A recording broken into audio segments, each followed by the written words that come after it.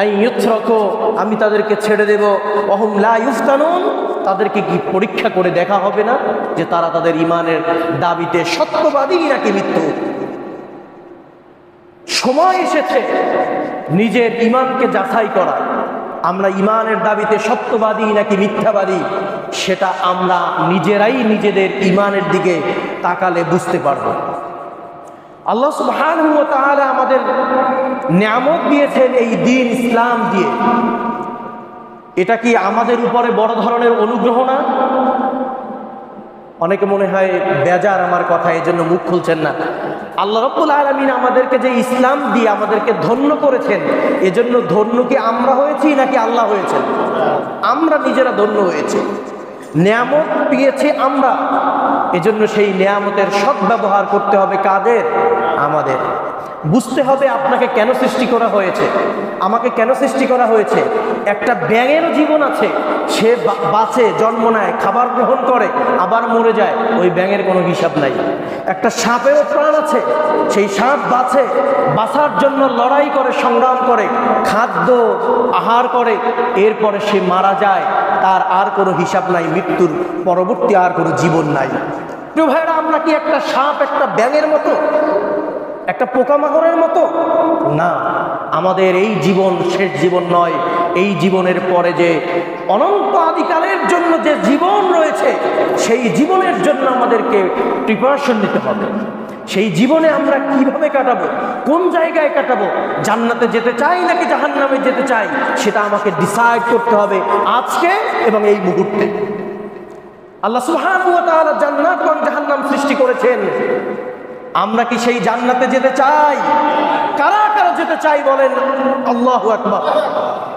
প্রিয় ভাইরা, আমরা যদি জান্নাতে যেতে চাই, শুধুমাত্র জান্নাতে যেতে চাই এটা বলে যদি বসে থাকি, জান্নাতে যাওয়া যাবে? আপনি যাবেন ঢাকা, আপনি বাসায় বসে তসবিহ পড়লেন 3 বেলা, সুবহানাল্লাহ, আলহামদুলিল্লাহ, আল্লাহু আকবার, যেন ঢাকা যাইতে পারি। আপনি থাকলেন ঘুমাইয়া, বাসের টিকিটও কাটলেন না, বাসেও চললেন না, ঢাকা যাবেন? কেন যাবেন না? ঢাকা যেতে হলে আপনাকে টিকিট কাটতে হবে, ওই টিকিট কাটার পরে সেই সিটে গিয়ে আপনাকে বসতে হবে, তারপরে আপনি ঢাকা গিয়ে পৌঁছবেন। তো ভাইরা, জান্নাতে যদি যেতে চাই, এই জান্নাতেরও টিকিট আছে। একদল তো আবার বুঝবে যে ওই জান্নাতের টিকিট বিক্রি করা শুরু করছে অমুক দল। জান্নাতের টিকিট, হ্যাঁ, এটাই জান্নাতের টিকিট। আল্লাহ রাব্বুল আলামিন এই জান্নাতের টিকিট আপনার কাছে বিক্রি করেছেন। আপনি যদি জান্নাতে যেতে চান, কোরআনুল কারীম বলছে জান্নাতের টিকিট সংগ্রহ করতে হবে। Collect your ticket and go to the জান্নাত।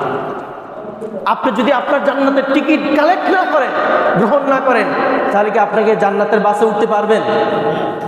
আল্লাহ রাব্বুল আলামিন বলেন, ইন্নাল্লাহা ইশতারা মিনাল মুমিনিনা আনফুসাহুম ওয়া আমওয়ালাহুম বিআন্না লাহুমুল জান্নাহ।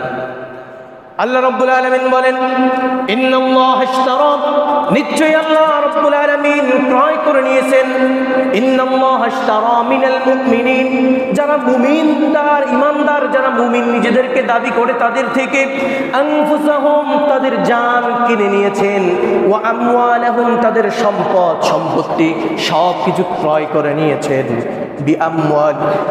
ইন্নাল্লাহা ইশতারা মিনাল মুমিনিনা আনফুসাহুম ওয়া আমওয়ালাহুম বিআন্না লাহুমুল জান্নাহ, জান্নাতের বিনিময়ে আল্লাহ ক্রয় করে নিয়েছেন।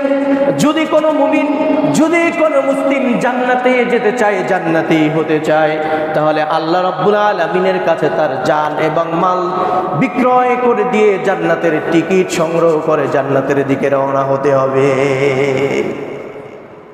আপনারা কি সেই জান্নাতের গাড়িতে চড়তে চান? যদি আমরা জান্নাতের সেই টিকিট সংগ্রহ করতে চাই, তাহলে আল্লাহ রাব্বুল আলামিন বলছেন, এবার শোনো, তাহলে তোমাকে কি করতে হবে? সেই জান্নাতের টিকিট নিয়ে তোমাকে কি করতে হবে? এবার তুমি রওনা দাও জান্নাতের দিকে। ওমা খালাকতুল জিন্না ওয়াল ইনসা ইল্লা লিয়াবুদুন। এবার শুনে রাখো, তোমাকে একমাত্র, কেবলমাত্র ইবাদত করতে হবে কার? চিল্লায় বলেন, ইবাদত করতে হবে কার? আল্লাহ রাব্বুল আলামিনের ইবাদত করতে হবে। এই ইবাদতের মানে কি? এই ইবাদতের কথা আল্লাহ রাব্বুল আলামিন সূরাতুশ শূরার ভিতরে বলে দিয়েছেন। আল্লাহ রাব্বুল আলামিন বলেন, শারআ লাকুম মিনাদ-দীনি মা ওয়াসসা বিহি নূহা আমি নূহ আলাইহিস সালামকে শরিয়াত প্রদান করেছি, জীবন ব্যবস্থা দিয়েছি, দ্বীনকে তাদের জীবন ব্যবস্থা রূপে আমি বানিয়ে দিয়েছি। মা ওয়াসা বিহি নূহা ওয়াল্লাযী আওহাইনা ইলাইকা, হে নবী মুহাম্মদ, এবং শুধু তাই না, আপনাকেও সেই একই দিন দিয়েছি যেই দিনকে আমি নূহ আলাইহিস সালামের কওমের উপরে ফরজ করে দিয়েছিলাম। সেই একই দিন আমি আপনি এবং আপনার কওম, আপনার উম্মতের উপরে ফরজ করে দিয়েছি। ওয়ামা ওয়াসাইনা বিহি ওয়ামা ওয়াসাইনা ইলাইকা, আল্লাহ রাব্বুল আলামিন বলেন, ওয়ামা ওয়াসাইনা বিহি ইব্রাহিম ওয়া মূসা ওয়া ঈসা, এবং আমি শুধুমাত্র আপনাকে এবং নূহকে না, নূহ আলাইহিস সালাম থেকে শুরু করে যত রাসূল এসেছেন সমস্ত রাসূলের উপরে এই দ্বীনকে তাদের জন্য ইকামত করাকে ফরজ করে দিয়েছিলাম। ইব্রাহিমকে দিয়েছি, মূসাকে দিয়েছি, ঈসাকে দিয়েছি। কেন দিয়েছি আমি? তারা যেন আন আকিমুদ্দীন ওয়া লা তাতাফাররাকু ফি, আমি এই দ্বীন দিয়েছি যেন তারা এই দ্বীনকে ইকামত করতে পারে, এই দ্বীনকে যেন কায়েম করতে পারে। আল্লাহ সুবহানাহু ওয়া তাআলা আমাদেরকে দ্বীন দিয়েছেন কায়েম করার জন্য, শুধুমাত্র একা একা ঘরে বসে পালন করার নাম দ্বীন নয়। আপনাকে এই মেইন জিনিসটা বুঝতে হবে, দ্বীন কি শুধুমাত্র নামাজ রোজা? যদি শুধুমাত্র নামাজ রোজা হয় তাহলে একজন মুসলিম এবং একজন মুমিনের কোনো পার্থক্য থাকে না। কিন্তু আল্লাহ সুবহানাহু ওয়া তাআলা বলছেন একজন মুসলিম এবং একজন মুমিনের মধ্যে পার্থক্য আছে। কিছু আরবরা, বেদুইন আরবরা যারা যাযাবর, তারা এসে আল্লাহ রাসূলের কাছে ঈমান এনে তারপর বলছেন, ক্বালাতিল আ'রাবু আমান্না, আরব বেদুইনরা আল্লাহ রাসূলের কাছে এসে বললেন, ইয়া রাসূলুল্লাহ, ইয়া হাবিবাল্লাহ, আমরা আপনার উপরে ঈমান এনেছি, আল্লাহ রাব্বুল আলামিনের উপরে ঈমান এনেছি। আল্লাহ রাব্বুল আলামিন সঙ্গে সঙ্গে আয়াত নাযিল করলেন, কুল লাম তুমিনু ওয়ালাকিন কুলু আসলামনা, হে নবী মুহাম্মদ, আপনি আপনার এই উম্মতদেরকে বলে দেন, কুল লাম তুমিনু, তোমরা ঈমান আনয়ন করো না এখন পর্যন্ত, ওয়ালাকিন কুলু আসলামনা, বরঞ্চ তোমরা বলো আমরা কেবল ইসলামের নাম ধারণ করেছি, মাত্র আমরা সবে মাত্র ইসলামের কিনারায় উপস্থিত হয়েছি। ولكن قولوا أسلمنا ولما يدخل الإيمان في قلوبكم, কেননা ইমানের যে পূর্ণাঙ্গ স্বাদ, ইমানের যে পূর্ণাঙ্গ দাবি, পরিপূর্ণ ইমান এখনো তোমরা গলাৎকরণ করতে পারো নাই। পরিপূর্ণ ইমান এখন পর্যন্ত তোমার কলবের ভিতরে ঢোকে নাই। যেহেতু পরিপূর্ণ ঈমানদার তুমি হতে পারো নাই, তোমার অন্তরের ভিতরে পরিপূর্ণ ঈমান এখন পর্যন্ত পৌঁছতে পারে নাই, আলো জ্বালাতে পারে নাই, সুতরাং তুমি এখন পর্যন্ত পরিপূর্ণ মুমিন হতে পারো নাই। এখন সবেমাত্র তুমি মুসলিম হয়ে গেলে। তাহলে প্রিয় ভাইরা, আমরা যারা মুসলিম, আব্দুর রহমান, আব্দুল করিম, হাবিবুর রহমান, অমুক তমুক, সিরাজুল ইসলাম, মিরাজুল ইসলাম, এই সমস্ত নাম আমাদের হচ্ছে ইসলামের নাম। আমরা মুসলিম, আমার বাবা মুসলিম তাই আমি মুসলিম, আমার দাদা মুসলিম তাই আমরা মুসলিম, মুসলিম পরিবারে জন্মগ্রহণ করেছি বলে আমরা মুসলিম। কিন্তু আমরা কি পরিপূর্ণ ঈমানদার? পরিপূর্ণ ঈমান আনতে হলে আল্লাহ রাব্বুল আলামিন তার সমস্ত আহকামকে বাস্তবায়ন করতে হবে নিজের জীবনে এবং সমস্ত দেশে, সমস্ত সমাজে, সবকিছুকে, দ্বীনকে, ইলায়ে কালিমাতিল্লাহ, আল্লাহর সমস্ত কালেমাকে উত্তরণ করতে হবে, উচ্চকিত করতে হবে। এটা যদি আমরা না পারি, আল্লাহ রাব্বুল আলামিন বলছেন তোমার অন্তরের ভিতরে ঈমানের পরিপূর্ণতা এখনো আসেনি।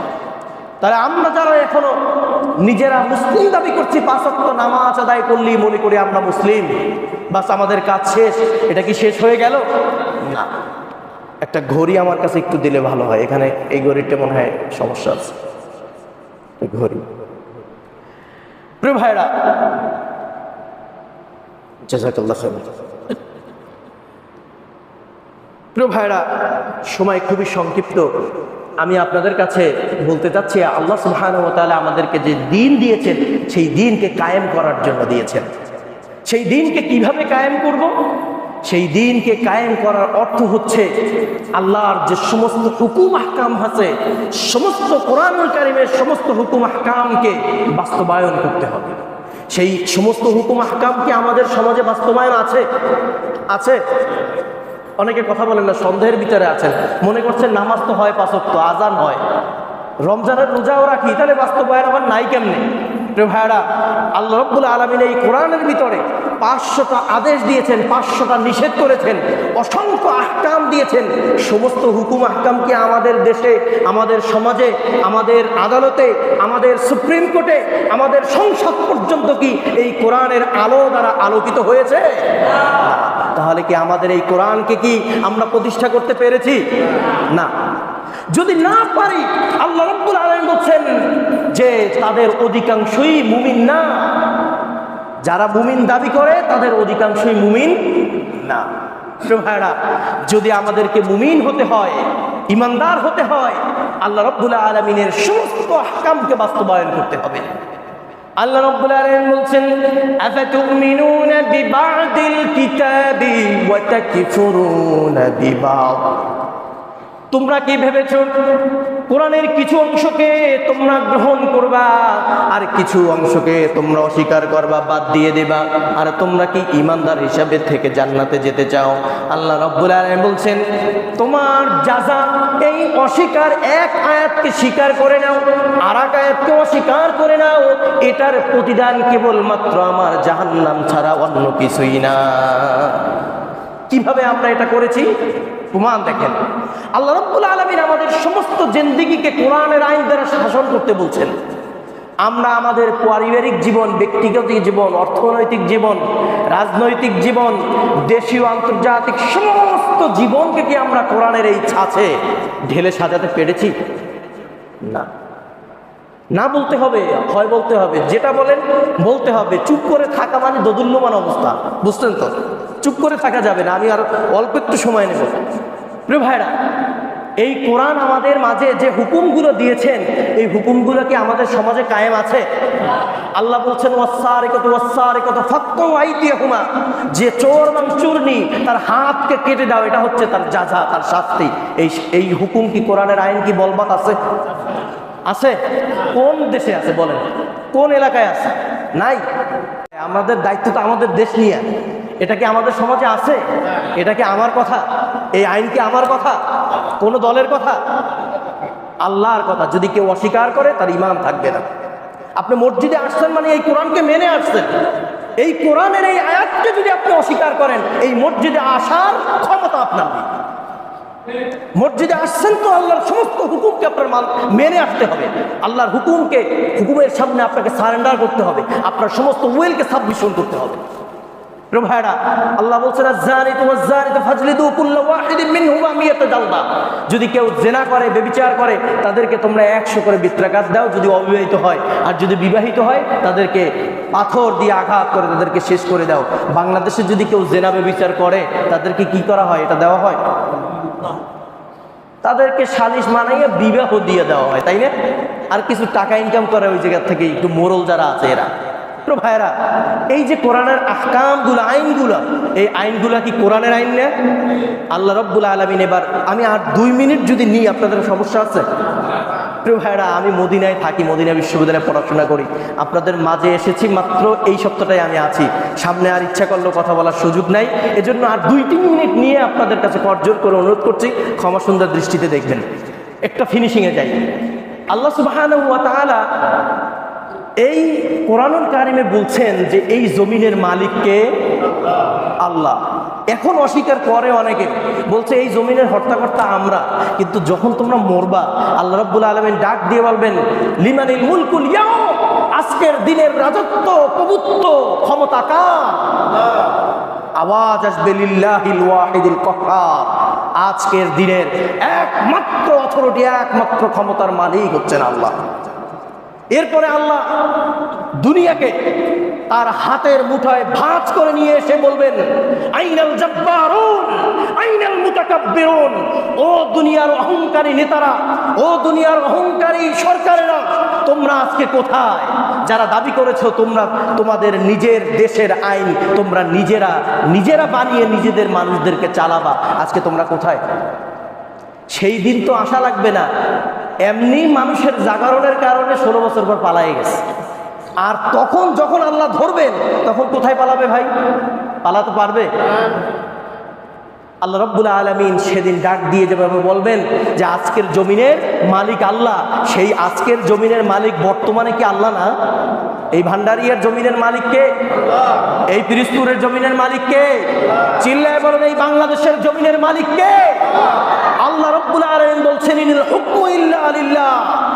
জমিন যদি হয় আল্লাহ, এই জমিনের আইন আহকাম, সমস্ত হুকুম আহকাম চলবে কার কথায়? আল্লাহর কথায়। যদি কেউ এটা অস্বীকার করে তাহলে কি তার ঈমান থাকবে? ঈমানই থাকবে না। আপনি যে দল করেন করুন ভাই, আপনি চরমনাই করেন করেন, জামাত করবেন করেন, বিএনপি আওয়ামী লীগ, আমি কিচ্ছু বলবো না। আমি বলবো শুধুমাত্র কোরআনের কথা, যে আল্লাহ বলছেন জমিন যদি তুমি আল্লাহকে দাও, আল্লাহর কথা স্বীকার করো, এই জমিনের আইন চলবে একমাত্র আল্লাহ রাব্বুল আলামিন কর্তৃক প্রণীত আইন।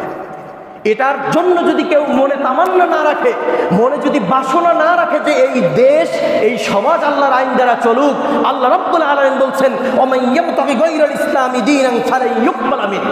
যদি কেউ জীবন ব্যবস্থা হিসাবে, সংবিধান হিসাবে আমার নাজিল করা এই কিতাবকে না মেনে অন্য কোনো তন্ত্র, অন্য কোনো মন্ত্র, অন্য কোনো ব্যক্তির আদর্শকে যদি ধারণ করে তারা এই দুনিয়ায় টিকে থাকতে চায়, রাজত্ব করতে চায়, আল্লাহ রাব্বুল আলামিন বলছেন ফালান ইউকবাল মিনহু, কিয়ামতের দিন আমি তাদের থেকে কিছুই গ্রহণ করব না।